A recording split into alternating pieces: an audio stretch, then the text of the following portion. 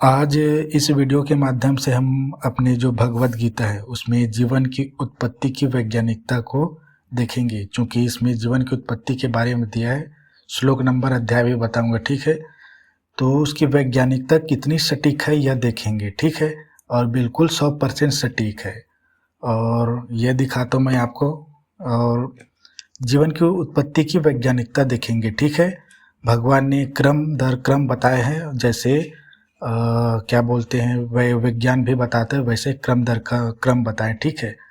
तो कौन सा श्लोक है, और पहले ये बता दूं मैं कि पहले से इस वीडियो में मैंने लिख कर लाया है, देखिए आपको टाइम बर्बाद नहीं होगा, आप 2 गुने स्पीड में ना देख सकते वीडियो। पहले से मैं लिख दिया हूँ, फटाफट हो जाएगा आज। तो ये क्या है, श्लोक नंबर कितना दिखाता हूँ मैं। देखो दिख रहा होगा आपको, अध्याय 3 है, ठीक है, ऊपर में लिखा है। और ये श्लोक नंबर देखो, ये चारों लाइनें दिख रहा है आपको। इस 2 लाइन को बता रहा हूँ मैं, ये 2 लाइन 15वां है। देखो पहला 2 लाइन जो दिख रहा है वो श्लोक नंबर 14 है, और कर्म से ये तस्मात वाला क्या है, श्लोक नंबर 15 है। तो मैं अभी केवल श्लोक नंबर 14 का विज्ञान बता रहा हूँ, जो विज्ञान से सटीक मिल खाता है, ठीक है। देखो मैं जब मैं तो क्या हिंदी में पढ़ता था श्री गीता को, तो क्या है, संपूर्ण प्राणी अन्न से उत्पन्न होते पढ़ा मैंने। तो मैंने देखा कि क्या संपूर्ण प्राणी मतलब जीव अन्न से उत्पन्न होते, तो विज्ञान से इस अन्न को मेल कराया। देखो अन्न क्या है, देखिए अमीनो एसिड महासागर में, उस प्रारंभिक महासागर में अमीनो एसिड, लिपिड, शर्करा, न्यूक्लियोटाइड थे। अमीनो एसिड मतलब प्रोटीन है, लिपिड मतलब वसा है, शर्करा मतलब कार्बोहाइड्रेट है। इन्हीं तीनों को ही तो अन्न कहा जाता है। तो बिल्कुल सटीक मेल खाया। तो मैं क्रम दर क्रम मिला कर देखा तो बिल्कुल 4 पद में निकले विज्ञान का। विज्ञान तो मैं पढ़ा हूँ, पहले से जानता हूँ, तभी ढूंढा। तो इस देखो ये दोनों मतलब एक जो श्लोक है 14वां 4 पद में है, अन्नाद भवन्ति भूतानि, ठीक है, पहला। दूसरा पर्जन्यादन्न संभव, संस्कृत पढ़ना नहीं आता, ठीक है। यज्ञात भवति पर्जन्यो, यज्ञ कर्म समुद्र भव, ये 4 पद में है। देखो, और मैं यहाँ पे देखो आपको 4 पद, पहला पद, दूसरा, और इसके सामने संस्कृत का लिखा हूँ, ठीक है, इधर। और ये तीसरा पद और ये चौथा पद में लास्ट में जीव की उत्पत्ति किससे, अन्न से, प्रोटीन, वसा, कार्बोहाइड्रेट जो बने थे महासागर में उससे, ठीक है। तो ये चौथा पद। तो मैं नीचे से ऊपर की ओर जा रहा हूँ। श्रीहरि ने अन्न से सीधा बताया है जीव की उत्पत्ति। जैसे हम जाते ना, मनुष्य का पिछला कौन सा होगा, चिंपांजी, और उसका पीछा कौन सा हो, 6-7 साल पहले चूहे जैसा जीव होता था उससे, ठीक है, वैसे ही बताया है। तो मैं जो विज्ञान में शुरू होता है, जो प्रारंभिक क्रियाएं होती है, पृथ्वी का निर्माण हुआ है, उस टाइप से जा रहा हूँ, ठीक है। तो ये इधर से हम मतलब पीछे से जाएंगे, ठीक है। तो देखो मैंने यहाँ पे लिखा है यज्ञ कर्म समुद्र भवः, ठीक है। तो ये देखिए हम पीछे से जाएंगे, ठीक है। पहला पद इसको, दूसरा ये, तीसरा ये, चौथा ये करेंगे। लास्ट में जीव की उत्पत्ति होती है, उसको भगवान जीव की उत्पत्ति कहाँ से हुआ करके पूरा बताया। तो यह देखो पहले से लिख कर लाया है, 2 गुने भी स्पीड में देखो। अध्याय नंबर कैसे, अध्याय नंबर 3 है और श्लोक नंबर 14 है। 15 में भी है, लेकिन 15 भी नहीं करा रहा हूँ, ठीक है। इसमें 15 में मनुष्य की उत्पत्ति के बारे में बताया है, ठीक है। तो पहला ये देखो विज्ञान क्या क्या कहता है। देखो पहले विज्ञान को इधर लिखा है, प्रारंभिक पृथ्वी में कैसे हुआ करती थी। उसके बाद संस्कृत में जो श्लोक है नीचे से ऊपर की ओर है, ठीक है। तो यह देखो प्रारंभिक पृथ्वी में क्या हुआ था, आंतरिक क्रियाएं, कर्म। देखो कर्म पहले संस्कृत में इसको समझते, देखो यज्ञ कर्म समुद्र भव है, मतलब ये है समुद्र भव, ये है, शायद दिखाते हैं एक बार। हाँ देखो, यज्ञ कर्म समुद्र भव, ठीक है, मतलब इससे कर्म से यज्ञ की उत्पत्ति होती है, ठीक है। कर्म यानी क्रिया होता है, ठीक है। यज्ञ यहाँ प्रक्रिया है। यज्ञ यहाँ प्रक्रिया क्यों? क्योंकि इसको भी बताऊंगा, ठीक है। यज्ञ अलग अलग होते हैं, सिर्फ हम अनुष्ठान में आहुति देने वाला यज्ञ नहीं होते, बहुत सारे यज्ञ होते हैं, जैसे द्रव्य यज्ञ, ज्ञान यज्ञ, तप यज्ञ और स्वाध्याय यज्ञ, बहुत सारे यज्ञ होते हैं, ठीक है। तो वे सभी यज्ञ एक प्रक्रिया होती है, नियम के तहत चलने वाले, निरंतर और जीवन पर्यंत तक उस कर्म को करना ही होता है। जैसे ब्रह्मचर्य का यज्ञ, ठीक है ना, अहिंसा का यज्ञ, ऐसा सब कुछ बहुत सारे यज्ञ होते हैं जिसका मूल सत्य पर आधारित होनी चाहिए। तो ये कर्म से यज्ञ की उत्पत्ति होती है। देखो, प्रारंभिक पृथ्वी में क्या था? आंतरिक क्रियाएं हुई थी। पृथ्वी जब बना था 4.5 अरब साल पहले, तो कुछ रेडियोधर्मिक तत्व जिसमें यूरेनियम, थोरियम और पोटेशियम 14, ये सब का विखंडन हो रहा था, जिसके कारण क्या हुआ? ये विज्ञान बता रहा हूँ, आधुनिक विज्ञान जो सर्वमान्य है, ठीक है, सभी वैज्ञानिकों के बीच। तो जो रेडियोधर्मी तत्व थे वे खंडित होते थे, जिसके कारण पृथ्वी के जो केंद्र में, जो हम मैग्मा कहते हैं, अभी सामान्य लावा समझो, उस लावा में दबाव बना, जिसके कारण ज्वालामुखी के रूप में, विस्फोट के रूप में वो ज्वाला बाहर निकलते गए, जिसके कारण क्या है, अधिक मात्रा में जो पृथ्वी में, देखो पहले से ही जल था लेकिन चट्टानों में था, तो जब ज्वालामुखी फट रहे थे तो जल वाष्प के रूप में H2O, मतलब जल वाष्प, ठीक है। ज्वालामुखी के फटने से भारी मात्रा में जल वाष्प निकले, carbon dioxide, nitrogen, methane, ammonia, hydrogen निकलते लगातार, जल वाष्प सर्वाधिक था, ठीक है। तो ये प्रक्रिया ज्वालामुखी विस्फोट करोड़ों वर्षों तक चलता रहा, ठीक है। तो यह देखो, यहाँ आंतरिक क्रियाएं हुई, यानी यह कर्म से यज्ञ की उत्पत्ति, यानी क्रिया से प्रक्रिया की शुरुआत हुई पृथ्वी में पहले, ठीक है। ये उसके बाद क्या हुआ? जब जल वाष्प क्या है, भारी मात्रा में आ गए थे वातावरण में, देखो तब दूसरा स्टेप में क्या है, महासागर निर्माण की प्रक्रिया, हम इसको यज्ञ कहेंगे। यहाँ पे मैंने कर्म लिखा है, ठीक है, और यहाँ पे यज्ञ की शुरुआत होती है। यज्ञ में यहाँ पे जल का निर्माण का यज्ञ, जीव की उत्पत्ति का यज्ञ, या जैविक अणुओं का निर्माण का यज्ञ हुई, यानी प्रक्रियाएं हुई है। जल निर्माण की प्रक्रिया, जीव की उत्पत्ति की प्रक्रिया, ये सभी यज्ञ है। तो प्रक्रिया को मैंने यज्ञ बताया, ठीक है। यज्ञ मतलब प्रक्रिया होती है, क्रिया, छोटी छोटी क्रिया मिलके बड़ी प्रक्रिया इन्हें प्रोसेस बनाती है। कर्म मतलब क्या है? एक्शन है, तुरंत तत्काल गतिविधि होती है। प्रक्रिया लंबी चलने वाली क्रिया होती है, ठीक है, और इसमें बहुत देर बाद क्या है, परिणाम प्राप्त होते हैं क्रिया में, यज्ञ में। कर्म तत्काल करने वाला क्रिया है, मतलब परिणाम प्राप्त हो जाते हैं। तो इसमें देखो, हमारा दूसरा पद नीचे से ना, जो महासागर निर्माण की प्रक्रिया को दर्शाता है। देखो, ज्वालामुखी से क्या हुए, जल वाष्प निकले, ठीक है। अब देखो, महासागर का निर्माण होता है, ज्वालामुखी के विस्फोट से भारी जल वाष्प H2O निकली। H2O मतलब जल, तरल नहीं था, पृथ्वी भारी गर्म था ना। क्यों? क्योंकि ये रेडियोधर्मी तत्व लगातार विखंडित हो रहे थे और भारी मात्रा में ऊर्जा, ऊष्मा की उत्पत्ति हो रही थी। तो पृथ्वी के केंद्र में क्या है, आज भी लावा है जो गर्म है, ठीक है। आज भी ज्वालामुखी फूटते रहते हैं, लेकिन वो सामान्य, पहले बहुत हिंसक रूप से फूटते थे, ठीक है। तो ये है कि ज्वालामुखी की विस्फोट से भारी जलवाष्प निकली थी, ठीक है। अब दूसरे पद में आ रहे हैं जो विज्ञान से बिल्कुल मेल खाता है, हमारा ये भगवत गीता का श्लोक।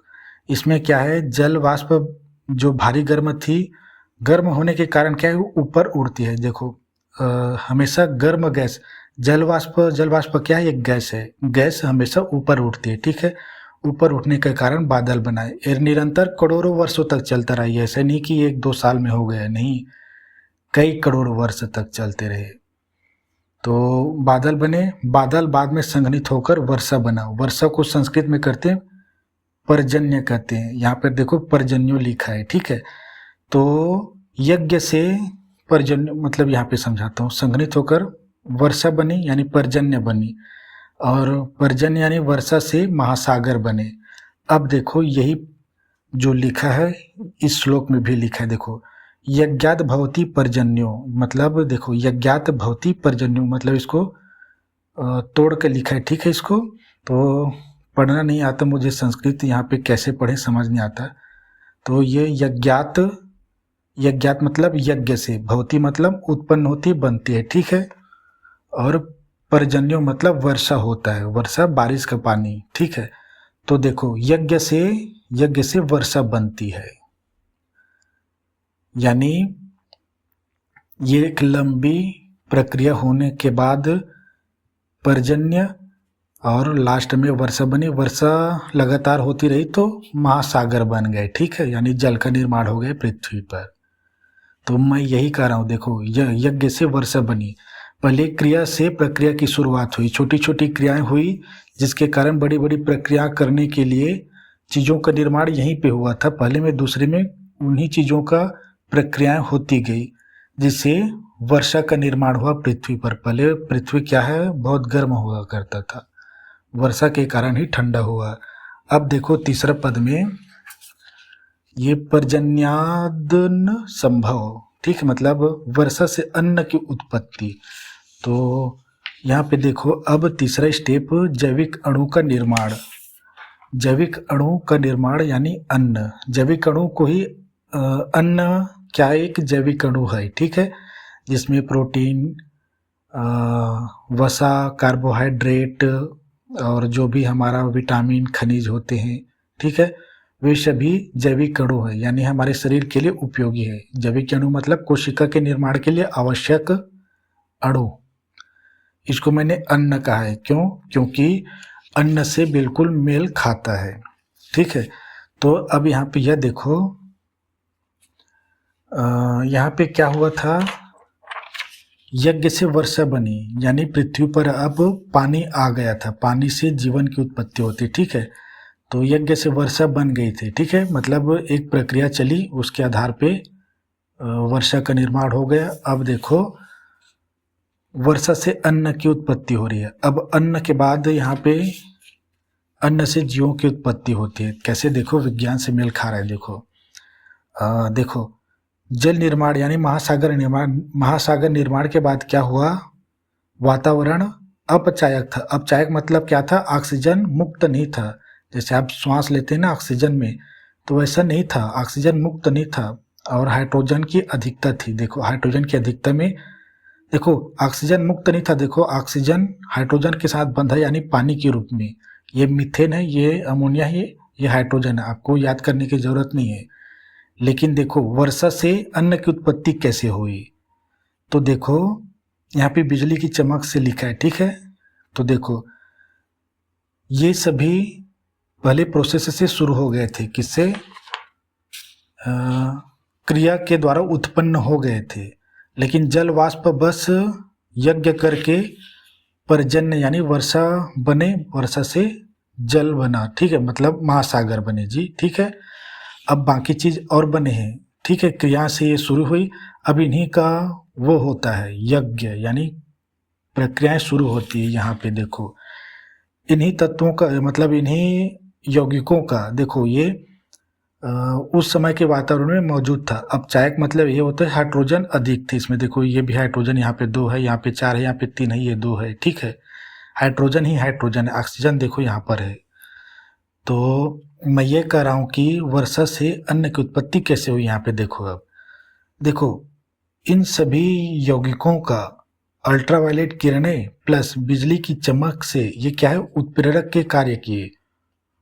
उत्प्रेरक, विज्ञान में उत्प्रेरक बहुत बड़ी भूमिका निभाता है, कोई भी रासायनिक प्रक्रिया उत्प्रेरक के बिना शुरू नहीं होती, ठीक है, कुछ हो जाती है लेकिन बहुत सारे उत्प्रेरक के बिना नहीं होते, ठीक है, और मुझे लगता है सभी उत्प्रेरक लगते हैं सभी में, ठीक है। तो देखो वर्षा से अन्न की उत्पत्ति कैसे हो रही है, अन्न यानी जीवन की उत्पत्ति के लिए आवश्यक चीजें, ठीक है। तो यह देखो बिजली की चमक लगातार कड़ाते हुए बिजली की चमक और अल्ट्रावायलेट किरणें जो सूर्य की किरणें हैं, इन दोनों उत्प्रेरक के रूप में कार्य किए और इन यौगिकों को क्रिया करने के लिए मजबूर किए, जिससे महासागर में क्या बने, इन सभी से मिलकर एक अमीनो एसिड बना, लिपिड बना, शर्करा बना और न्यूक्लियोटाइड बने महासागर में। ठीक है, उत्प्रेरक के रूप में बिजली की चमक यानी वर्षा से, ठीक है, बिजली की चमक। और इसको प्रायोगिक रूप से मिलर और यूरे ने प्रयोग किया। ठीक है, बहुत दिनों तक बिजली की चमक देते रहे अपने प्रयोग में। ठीक है, तो उससे क्या हुए, और इन चीज़ों को एक विलयन में घोल के रख लिए पानी में। ठीक है, और लगातार बिजली की चमक देते रहे। तो कुछ दिनों बाद क्या है, उस जल में मतलब वो पानी में घोल में अमीनो एसिड, लिपिड, शर्करा और न्यूक्लियोटाइड बन गए। तो ये जो भी बता रहा हूँ मैं, ये वैज्ञानिक ही बता रहा हूँ। ठीक है, इसको मिलर और यूरे ने किया था और बहुत सारे थे हमारे वैज्ञानिक, उनको बताने से कोई लाभ नहीं अभी। तो यह देखो, ये प्रायोगिक है ना, इसे वो मनुष्य ने कर चुका है और उत्पन्न भी कर चुके हैं उस समय के वातावरण के आधार पे। तो अब यह देखो, इन सभी आपस में क्रिया करके बिजली की चमक से, वर्षा से अन्न की उत्पत्ति कैसे हो रही बता रहा हूँ। बिजली की चमक से लगातार बिजली की चमक देते रहे, एकदम कड़कड़ाहट, बिजली को ऐसे करते ना, दो में छुआते ऐसे तो कड़कड़ाहट होती है, लगातार देते रहे वैसे ही कई दिनों तक। तो ये सभी मिलके अमीनो एसिड जो जीवन के लिए अति आवश्यक है। अमीनो एसिड प्रोटीन का निर्माण करता है, यानी हमारे मांस का निर्माण करता है। लिपिड ये एक फैटी एसिड है। ठीक है, शर्करा मतलब समझते हो, ग्लूकोज, राइबोज, ये ग्लूकोज मतलब समझ जाओगे। और ये न्यूक्लियोटाइड भी था उस विलयन में। ठीक है, न्यूक्लियोटाइड क्या, आरएनए के निर्माण के लिए प्लस डीएनए के निर्माण के लिए आवश्यक तत्व, जिसमें न्यूक्लियोटाइड में एडेनिन, ग्वानिन, साइटोसिन ऐसे कुछ पाए जाते हैं। ठीक है, तो यह देखो, वर्षा से ही अन्न की उत्पत्ति हुई, क्योंकि वर्षा कड़कड़ाती हुई बिजली की चमक के कारण ये सभी यौगिक आपस में क्रिया करके अमीनो एसिड बनाए। ठीक है, लिपिड बनाए, शर्करा बनाए, न्यूक्लियोटाइड बनाए। अब देखो, उस महासागर में ये सभी बन गए थे चारों, और भी बहुत कुछ बने थे, लेकिन अब देखो महासागर में अमीनो एसिड क्या है, एक ईंट है समझो, जो अमीनो एसिड के समूह को प्रोटीन कहते हैं। ठीक है, बहुत सारे अमीनो एसिड को मिला देंगे तो वो प्रोटीन कहलाता है। ठीक है, ये और लिपिड क्या है, ये फैटी एसिड है। ठीक है, फैटी एसिड मतलब फैट है, वसा है, जैसे घी, तेल। ठीक है, वैसे ही तो ये लिपिड भी बना था उस प्रयोग में, तो लिपिड को वसा ही कहते हैं। ठीक है, शर्करा क्या है, कार्बोहाइड्रेट। अब आप यह देखो, प्रोटीन, वसा, कार्बोहाइड्रेट, इसी को ही तो अन्न कहते हैं। ठीक है, अब वर्षा से देखो अन्न की उत्पत्ति हो गई। बिना बिजली के चमक के अमीनो एसिड, लिपिड, शर्करा नहीं बनता। ठीक है, इन यौगिकों को जब तक बिजली की चमक लगातार कई दिनों तक नहीं दिए मिलर और यूरे ने, तो नहीं बनता। ठीक है, तो बिजली की चमक ही मुख्य उत्प्रेरक था, यानी वर्षा से अन्न की उत्पत्ति हुई। ठीक है, अब जीवन के लिए मूलभूत इकाई है अमीनो एसिड, लिपिड, शर्करा और न्यूक्लियोटाइड। ठीक है, अब इन्हीं से पहला चौथा देखो, हमारा चौथा प्रथम कोशिका का निर्माण हुआ, और मतलब जीव का निर्माण। देखो, अन्नात भवंती भूतानी, मतलब अन्नात भवंती भूतानी, इसको संधि विच्छेद कर दिया है।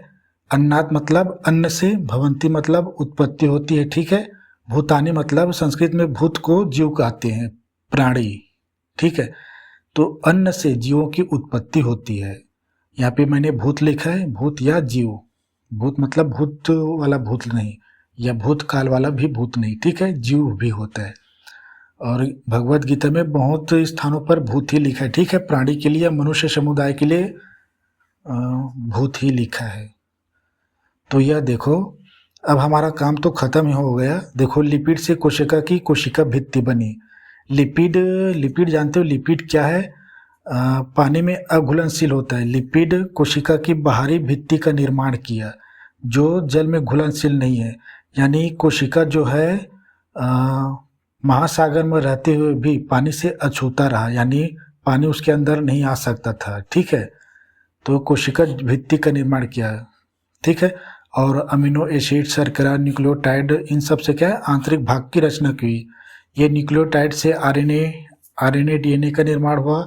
शर्करा क्या है, ऊर्जा के रूप में कार्य किए। कार्बोहाइड्रेट, बिना ऊर्जा के कोई भी कोशिका नहीं चलेगा। ये हमारा आनुवांशिक पदार्थ के रूप में विकसित हुए। ये ऊर्जा के लिए, ये हमारे सुरक्षा के लिए, ये हमारे आंतरिक अंगों के लिए, ठीक है। और ये सभी हमारे अन्न में पाया जाता है। तो सबसे पहले जो प्रोटोसेल बना था, यानी प्रथम सेल, वह सजीव और निर्जीव की भांति कार्य करते थे। बाद में सजीव हुआ, यानी जीवन पनप गया, क्योंकि बाद में वो सेल्फ रिप्लिकेशन करने लगे, यानी खुद से विभाजित होके अपने एक नया बच्चों को जन्म दिया करते थे। तो देखो, बिल्कुल अन्न से जीवों की उत्पत्ति हुई है। देखो, ये अन्न है, ये तीनों अन्न है। हमारे अन्न में ये नहीं पाया जाता, ठीक है। ये तीनों पाए जाते हैं, ठीक है। तो इन तीनों से प्रथम कोशिका का निर्माण हुआ था। तो ये है, ठीक है। भगवत गीता में जो हमारे दिए हैं, मैंने ये पढ़ा पहले, संपूर्ण प्राणी अन्न से उत्पन्न होते, फिर विज्ञान में खोजा तो बिल्कुल सेम टू सेम पाया, ठीक है। तो ये रहा हमारा विज्ञान हमारे भगवत गीता में। 15वें श्लोक में भी विज्ञान ही दिया है, इसको मैं अभी नहीं बता रहा हूँ, ठीक है। हम केवल जीव की उत्पत्ति तक है। इसमें आगे दिया है कर्म समुदाय, मतलब मनुष्य क्या है, पाप और पुण्य का कर्म करते, इसलिए कर्म समुदाय बोला जाता है। तो उसकी उत्पत्ति बताया है। और विज्ञान भी कहता है कि पहले छोटे छोटे जीव हुए, बाद में विकसित होते हुए बाद में मनुष्य की उत्पत्ति हुई। तो इस तरह से हमारे इस श्लोक में भगवत गीता के अध्याय नंबर 3 और श्लोक नंबर 14, ठीक है। और ये कर्म योग पर भी आधारित, कर्म योग ही है ना, जो अध्याय है, भगवान कर्म योग के बारे में बता रहा है। यानी हम कह सकते हैं क्रिया योग मनुष्य के लिए भी, और मनुष्य की उत्पत्ति यानी पृथ्वी में कैसे जीवन की उत्पत्ति हुई, इसके बारे में भी बताया भगवान ने। तो ये रहा जीवन की उत्पत्ति की वैज्ञानिकता हमारे श्रीमद् भगवद गीता में, ठीक है। तो कृपा करके लाइक कर दिया करें और पूरा देखा करें, ठीक है। सब्सक्राइब नहीं करते हो तो कम से कम लाइक कर दिया करो, ठीक है। तो नेक्स्ट वीडियो नेक्स्ट टॉपिक में मिलते हैं, ठीक है। धन्यवाद।